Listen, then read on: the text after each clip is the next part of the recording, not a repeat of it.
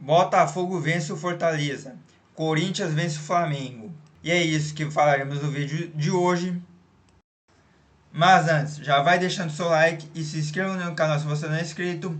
Bom, galera, começando por Botafogo e Fortaleza, confronto direto pela liderança do Campeonato Brasileiro.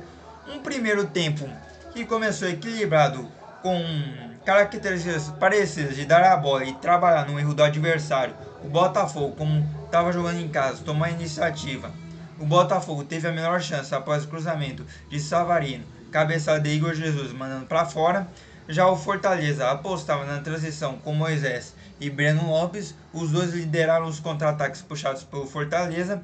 Não encaixaram os lances totalmente, errando no último passe, mas criaram oportunidades e incomodaram bastante a defesa do Botafogo. O Botafogo ainda viu um pênalti ser bem anulado pelo VAR no chute do Marlon Freitas. O Lucas Sacha pulou com o braço aberto, só que a bola não bateu no braço dele. Ainda após cobrança de escanteio do Savarino, a bola sobra para o Marlon Freitas, que mandou para fora. No segundo tempo, que foi um grande segundo tempo, principalmente do Botafogo, que dominou o Fortaleza, Luiz Henrique recebe de Matheus Ponte e mandou para fora. Luiz Henrique desequilibra no drible, chutou na entrada da área, mas o João Ricardo fez a defesa. Barbosa acionou o Savarino, que mandou para fora.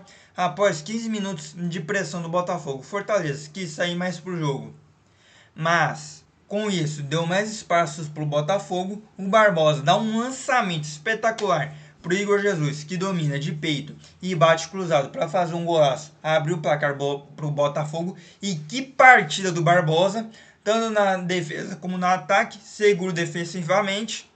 Tietê arrisca de fora da área e o João Ricardo espalma para fora. E no apagar das luzes, contra-ataque de Almanac do Botafogo, Marlon Freitas aciona o Igor Jesus, que é fatal, para fazer o segundo gol do Botafogo.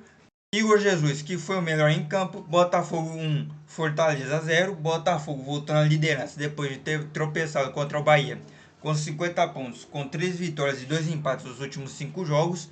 Uma coisa interessante, que eu não sei quem falou na transmissão, que era quem estava era o Gustavo Villani, o Lédio Carmona e o Roger Flores, eu acho, é que dos 4 jogos contra adversários diretos na briga pelo título, Palmeiras, Flamengo e Fortaleza, o Botafogo venceu todos, que vem mostrando como o Botafogo está criando casca nos jogos importantes. É um dos principais critérios, que é o confronto direto. E o Fortaleza, que perde uma invencibilidade de 12 jogos, com 10 vitórias e 2 empates, mostra o trabalho impressionante do Vojvoda no campeonato, que tem 2 frentes. Tem a Copa Sul-Americana, que foi vice no ano passado, e no Campeonato Brasileiro, 100% jogando em casa. Sabendo, sem jogar com a bola, que é um time que joga para contra-atacar, que apesar da derrota tem um jogo a menos contra o Internacional e pode voltar à liderança do campeonato. E Corinthians e Flamengo, em um jogo truncado, Hernandes, logo aos 6 minutos, saiu machucado e deu lugar ao Yuri Alberto.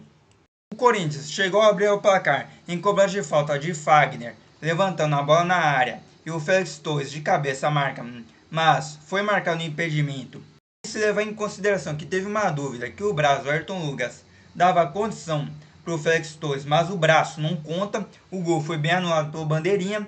Thales Magno recebe de Matheus Bidu e encontra Garro, mas para no Rossi, que faz uma boa defesa. Enquanto do outro lado, lançamento do Davi Luiz, Bruno Henrique faz uma boa jogada e Hugo Souza faz a defesa.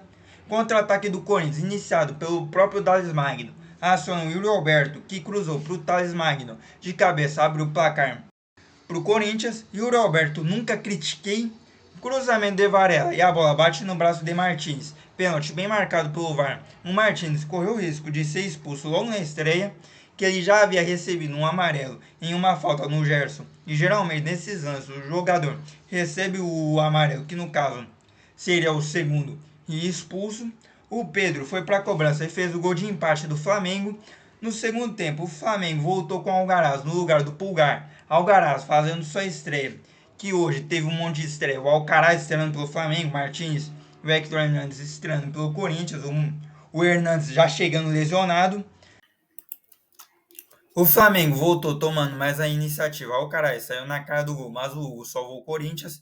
Pedro, em chute colocado, mandou para fora. Fagner cruzou e o Bidu de cabeça mandou para fora. E o Bidu fez o movimento certinho, mandou para o chão, só que a bola acabou subindo demais. Aí a principal mudança do jogo saiu o Thales Magno para a entrada do Romero. O Thales Magno, que para mim foi o melhor em campo, o Thales Magno, o goleiro Hugo e o Garro têm sido os principais jogadores do Corinthians. E um Corinthians que vem jogando bem nas mãos do Ramon Dias, fez um primeiro tempo perfeito contra o Bragantino, no jogo que passou nos pênaltis. Tomou os dois gols, que um foi uma vacilada num gol de lateral e o outro em um momento de pane do Corinthians. Contra o Fortaleza, poderia ter saído vencedor se não fosse o ataque beleza Pedro Raul e Yuri Alberto, e hoje reforçado com Hector Hernandes, pomposo, nem sujou o uniforme, tanto que os principais jogadores do Corinthians são feios, que é uma desgraça. O Hugo, o Thales Magno, o Garro.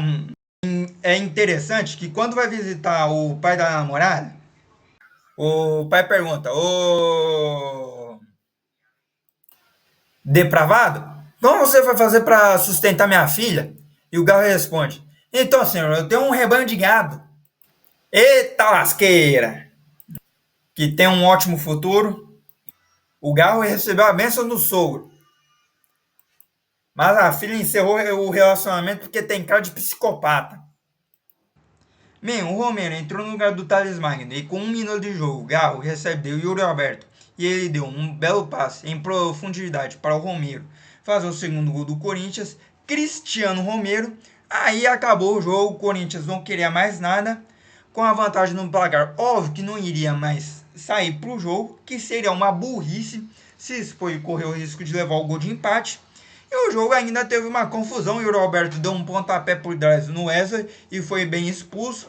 O Yuri, que fez uma boa partida, mas aí teve um sua mãe não é homem, a turma deixa disso, cospe aqui, vem em mim, bachachá. E o Kaká e o Alcaraz acabaram sendo expulsos ainda. O Wesley tabela com o Léo Ortiz e cruza.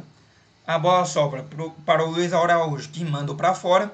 Corinthians 2, Flamengo 1. O Corinthians volta a vencer no Brasileiro depois de 6 jogos, com 4 empates e 2 derrotas. Ainda não saiu da zona do rebaixamento, mas uma vitória importante que pode ser uma retomada para o Corinthians. Já o Flamengo chega à sua terceira derrota nos últimos 5 jogos, não consegue encostar nos líderes, e apesar dos desfalques do Arrascaeta, Gabigol, do Michael e do De La Cruz, que esses aí vão ficar 2 meses fora, é um bom time que poderia ter jogado melhor. Mas o Flamengo não ganhar nada no ano, eu acho que o Tite acaba caindo. Mesmo se o Tite tivesse vencido o Corinthians, daqui a 3 dias ele estaria demitido. Demitiram o Dorival por menos, mesmo tendo ganhado a Libertadores e a Copa do Brasil. O time é bom, mas o problema é o desempenho. E é um time que não está jogando nada. Bom, galera, esse foi o vídeo de hoje. Espero que tenham gostado. Comente a sua opinião, curta e compartilhe. Até o próximo vídeo e tchau!